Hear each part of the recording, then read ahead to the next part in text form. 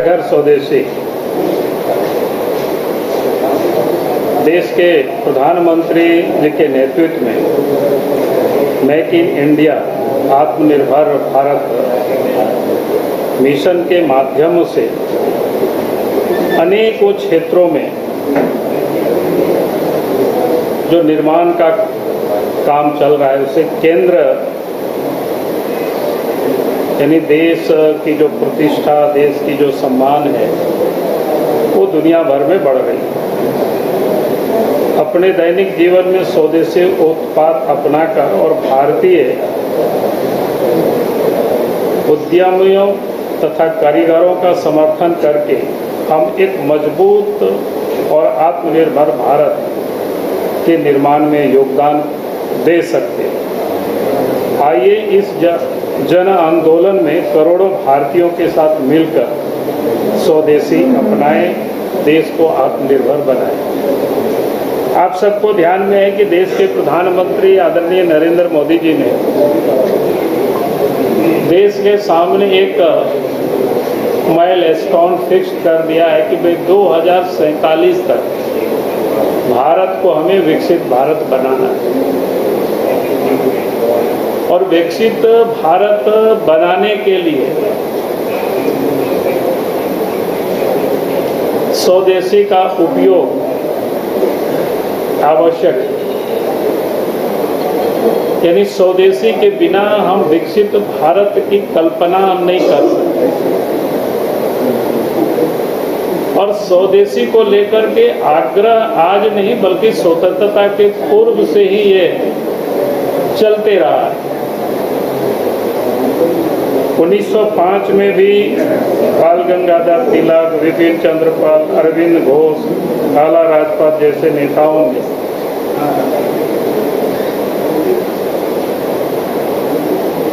विदेशी वस्तुओं का बहिष्कार करना, देसी कपड़ों को उपयोग करना, यानी उन्हीं को हम खरीदें, यानी ये 1905 की बातें मैं कह रहा हूँ। यानी आंदोलन बहुत पुरानी। और गांधी जी ने तो आंदोलन का प्रतीक, चाहे चंपारण की यात्रा हो, चाहे साबरमती से डंडी यात्रा हो समुद्र तक जो नमक बनाने का, चाहे आप सबको ध्यान में होगा कि वो तो अपना प्रतीक ही बनाए थे, हथियार ही बनाए थे, चरखा और हस्तकरघा। तो कहने का अर्थ है कि ये स्वदेशी आंदोलन आज का नहीं है, ये वर्षों स्वतंत्रता के पूर्व से चल रहा है। क्योंकि उस समय भी लोगों को पता था कि भारत को अगर विकसित भारत बनाना है तो भारत को अपने पैरों पर खड़ा होना। इसलिए भारत की अतीत को अगर हम सब समझेंगे तो मौर्य काल में, यानी ईसा से भी 125 साल पहले पूर्व, विश्व की अर्थव्यवस्था में भारत की जो जीडीपी था 33% योगदान था। यानी आप सोच सकते हो कितना बड़ा योगदान भारत का था विश्व में उस समय। और इसीलिए भारतवर्ष सोने की चिड़िया भी कहा जाता था। और उसी कारण से भारतवर्ष में दुनिया भर के जो आतताई थे, आक्रांता थे, भारत को लूटने के लिए लोग आए।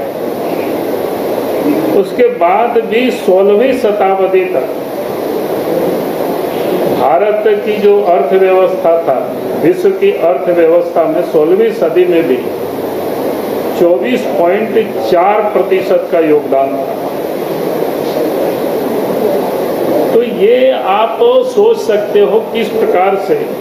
और अंग्रेज आने के बाद जो ब्रिटेन में लोगों की जो ब्रिटेन की जो जीडीपी थी उस समय भारत में जो प्रति व्यक्ति जीडीपी उस समय था वो ब्रिटेन से भी वो 60% अधिक था।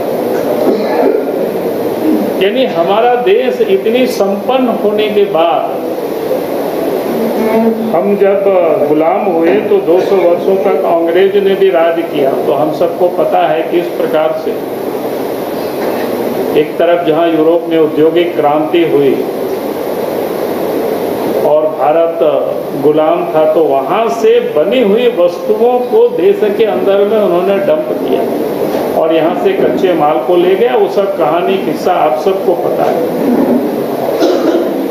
उस कारण से देश धीरे धीरे धीरे धीरे जब 200 वर्षों उनकी गुलामी के कालखंड में और जब देश स्वतंत्र हुआ तो भारत की जीडीपी मात्र 4% रह गया विश्व के बाद।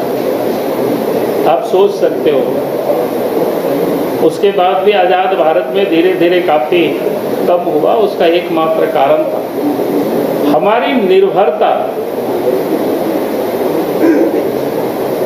विदेशी वस्तुओं पर अधिक बढ़ती चली गई और इस कारण से देश पिछड़ता चला गया। यानी भारत की पूंजी बाहर गया, भारत के बेकार बेरोजगार नौजवान भी बाहर की ओर पलायन किया, देश में बेरोजगारी की समस्याएं भी बढ़ती चली गई। और इसीलिए देश के प्रधानमंत्री नरेंद्र मोदी जी ने बार बार इस बात को कहा कि भी भारत को 2047 तक हमें विकसित भारत बनाना है, तो ये संकल्प लेना होगा कि हर घर स्वदेशी और घर घर स्वदेशी, अधिक से अधिक स्वदेशी वस्तुओं का हमें उपयोग करना। स्वदेशी से देश के प्रधानमंत्री ने कई बार कहा है, सार्वजनिक रूप से कहा है, जो भारतवर्ष में बनता देश के लोगों की मेहनत लगा, ताकि हम स्वदेशी वस्तुओं का उपयोग करेंगे तो स्वाभाविक है देश के उद्योग धंधा बढ़ेंगे और देश के उद्योग धंधा फलेगा फूलेगा तो यहाँ के नौजवानों को रोजगार के अवसर भी मिलेगा। इसलिए ये अभियान भारतीय जनता पार्टी ने शुरू की है। उसमें से कुछ चीजों को आप सबके सामने मैं थोड़ी सी रखना चाहूंगा कि भारत में किस प्रकार से विनिर्माण के क्षेत्र में सरकार भारत एक शक्ति का केंद्र के रूप में उभर रहा है। यदि मोबाइल्स को ही लेंगे जो हम सब उपयोग करते हैं, तो 2014 में भारतवर्ष में मात्र उसका 2 यूनिट था। आज देश भर में 300 प्लस यूनिट है, यानी फैक्ट्रियां लग गई। और आज भारत में जो बिकने वाला जो मोबाइल है वो 99.2% मोबाइल आप मेड इन इंडिया। कोई सामान्य बातें नहीं है। खिलौना पहले हम सब विदेशी आयात करते थे, अब विदेश से आयात घटा है। अब आयात विदेश से जो घटा है वो 52% घट गया और निर्यात जो हमारा बढ़ा है 239% बढ़ा है और 153 देशों में आज खिलौना का निर्यात हो रहा है। आप जरा इसको समझ सकते हो। पहले मोबाइल फोन ही 1,500 रुपया, यानी 1,500 करोड़ का, 1,500 हम कह रहे, 1,500 का निर्यात होता था, 1,500 करोड़ का। अब बढ़ करके मोबाइल 2 लाख करोड़ रुपया का 2025 तक में ये निर्यात हो रहा है। जरा आप सोच सकते हो किस प्रकार से भारत विनिर्माण के क्षेत्र में अपना एक मजबूती से आगे बढ़ रहा है। ऑटोमोबाइल के सेक्टर में ट्रैक्टर के निर्माण विश्व में पहला स्थान पर भारत आया, बस निर्माण दूसरी स्थान पर, हैवी ट्रक उत्पादन तीसरा स्थान पर। उसी प्रकार से वित्तीय वर्ष 24-25 में 7.55 से 7.65 लाख पैसेंजर व्हीकल्स यूनिट्स का निर्यात हुआ है भारतवर्ष से, जो 23 और 24 में 6.72 यूनिट से बढ़कर के आज 12 से 14 यानी प्रतिशत की बढ़ोतरी हुई है पहले के तुलना में। तो ये किस प्रकार से इसमें 4.5 करोड़ से अधिक लोगों को रोजगार मिला हुआ है, जहां भारत विश्व का छठा सबसे बड़ा निर्यातक देश है। रक्षा क्षेत्र में भी उसी प्रकार से रक्षा का निर्यात 34 गुना बढ़ा है, 34 गुना बढ़ा है। 2013-14 में 866 करोड़ रुपया का रक्षा निर्यात हुआ था और 24-25 में 23,622 करोड़ का रक्षा निर्यात हुआ। डिफेंस के सेक्टर में कई स्वदेशी प्रणालियों को विकसित किया गया, चाहे नागास्त्र हो, ड्रोन हो, आकाश तीर डिफेंस सिस्टम हो, इसमें आकाश मिसाइल वगैरह जो शामिल है। फार्मा और बायोटेक में भी दुनिया की फार्मेसी आज विश्व के जेनेरिक दवाओं का 20% और वैश्विक वैक्सीन का 60% भारत दुनिया को सप्लाई करता है। भारत का निर्यात आज 200 से अधिक देशों में है, जिसमें यूएस को ही 40% और यूके को 25% दवाएं भारत से ही जाती हैं। बायोटेक जो स्टार्टअप से 142% की वृद्धि हुई है। उसी प्रकार से डिजिटल इंडिया विकास में आप सबको ध्यान में है ही, जहां 2014 में 25 करोड़ 15 लाख लोग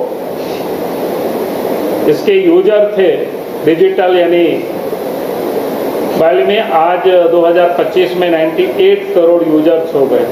ऑप्टिकल फाइबर उस समय 10 crore kilometre, optical fibre 10 crore kilometre वार्षिक उत्पादन इतना हो रहा है और 100 से अधिक देशों को अब उसको निर्यात किया जा रहा है। यूपीआई जून 2025 में 24.3 लाख करोड़ का लेन देन किया है। 675 बैंक से जुड़ा है और उपयोगकर्ता यानी 491 मिलियन उपयोगकर्ता है और उसका जो व्यापारी है 65 मिलियन ऐसे। यानी इस प्रकार से हर क्षेत्रों में स्वच्छ, हरित या नवीकरण, चाहे बिजली के क्षेत्र में सौर ऊर्जा हो, पवन ऊर्जा हो, आज दुनिया में 4थे स्थान पर है। सौर क्षमता क्या कहते हैं इसको 39 गुना बढ़ा है।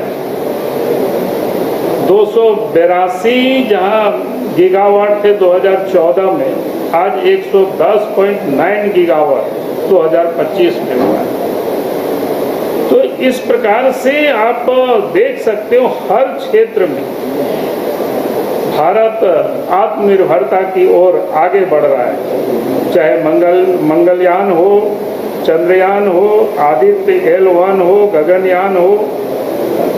तो इस प्रकार से ये जो भारतवर्ष की कहानी है विकास की, वो आगे बढ़ रहा है और हम सब लोगों ने, पूरा देश और झारखंड में भी भारतीय जनता पार्टी प्रचार प्रसार के लिए अनेक प्रकार के कार्यक्रम, जिसमें से अभी आपको पोस्टर पर्चा भी दिखाए, उसको और नीचे तक ले जाने के लिए विधानसभा स्तर पर भी हम सब लोग सम्मेलन कर रहे हैं।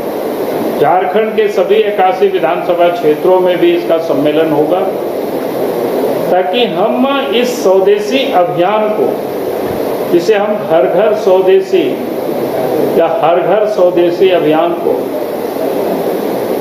एक एक घर तक पहुंचाना, एक एक लोगों तक पहुंचाना, इस अभियान की शुरुआत झारखंड में आज से हम सब लोगों ने प्रारंभ किया है, तो मुझे लगा कि आज आप सब लोगों से इस विषय में, ऐसे ही इस विषय में बातें होती रहती है।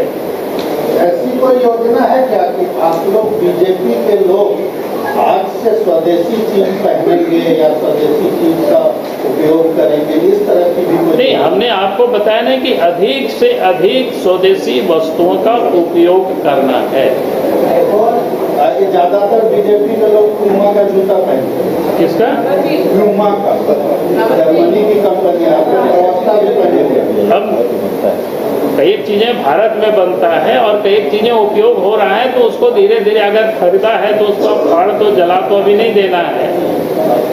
वो सब मोबाइल जो इंडिया में बनता है उसका नाम क्या है? कौन सा? अभी तो सब एप्पल वगैरह आप तो इंडिया में ही बन रहा है। बनता है बहुत सारे इंस्ट्रूमेंट अब यहाँ। अरे यार बन रहा है यहाँ भी, और नया भी अभी बना है, इसको क्या बोलते हैं, क्या नाम है उसका? नहीं, अरे यार अभी नाम तुरंत भूल गए। अभी लॉन्च ही हुआ है उस मोबाइल का, भी हो रहा है, क्या चिंता है। और आज भारतवर्ष में यहाँ से सप्लाई हो रहा है, यानी उसके यहाँ लोग लगे हुए हैं। हमारे यहाँ एक जाति होती कुम्हार, जो लक्ष्मी गणेश की मूर्ति बनाती है, वो भी चाइना से एक्सपोर्ट हो रहा है। अरे वही तो कह रहे हैं ना कि आप यहाँ की स्वदेशी वस्तुओं का उपयोग करो। इसी अभियान में तो हम सब लोग निकले हुए हैं। चाइना से एक्सपोर्ट बढ़ गया है, पहले हर चीजों में नहीं बढ़ा है, आप टोटलिटी में देख रहे हो।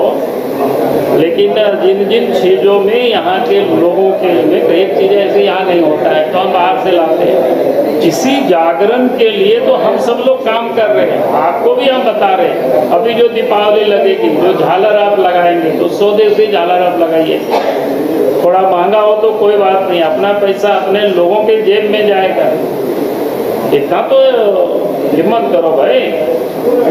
चल,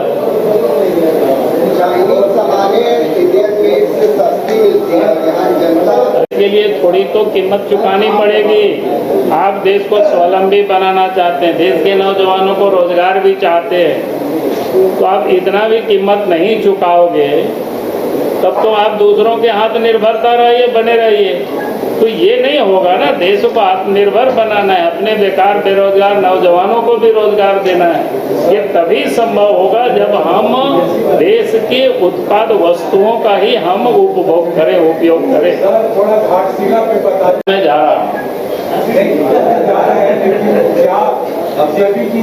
स्ट्रेटेजी कैसे बताएंगे? हम क्या करें? बहुत सारे नाम चर्चा में, नाम तो रहेगी चर्चा में। आप तुरंत